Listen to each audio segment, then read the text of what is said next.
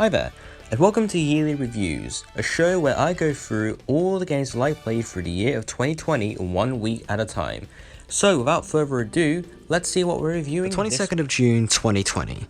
That was the day I decided to start this series on games that I played during the year, and I made a short little review on Beholder 2 in a few hours, and did the same the week after, and the week after that, and the week after that, and the week after that, and now we've come to today, the 12th of November 2021.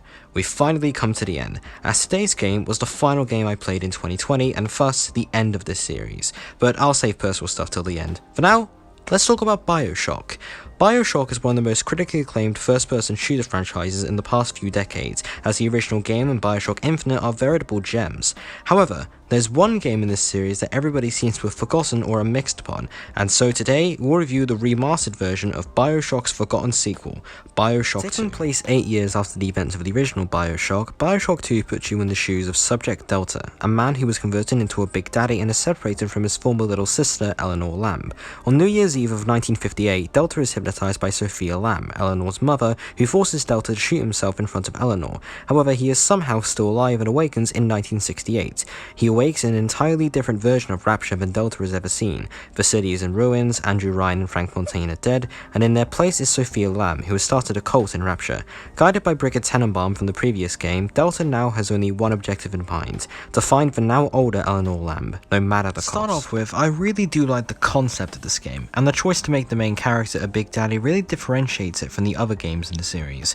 Another thing I really liked about this game is its story, and if I'm going to be honest, I think this game has a better ending than the original BioShock.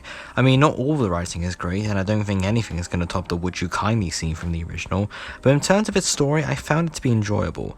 But with a new game comes the opportunity for new characters, as the ones from the previous game are either dead or just brushed aside, and there are some really good characters in this game. For example, characters like Augustus Sinclair, who's essentially this game's Atlas, Sophia Lamb, who while isn't as great as Andrew Ryan does come off as sinister, Delta himself, even though he doesn't talk, and many more. But there are certainly flaws to this game, as there is with any other game, and I think the most obvious flaw to this game is that it feels too similar to the original BioShock.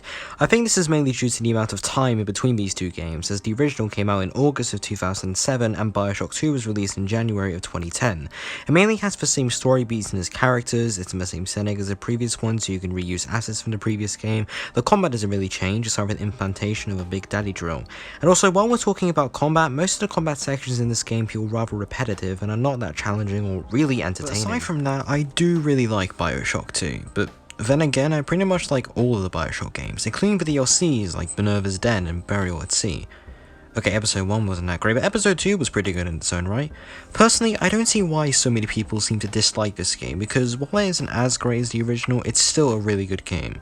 While it's not exactly reinventing the wheel, what BioShock 2 does in terms of gameplay is fine, and it more than makes up for it with some interesting settings, characters, and story beats. If you like the original BioShock, and to be honest, who doesn't, I'd say give it a go. And that is the end of that. The final review of this series. Review number 73 out of 73. It's been a long road.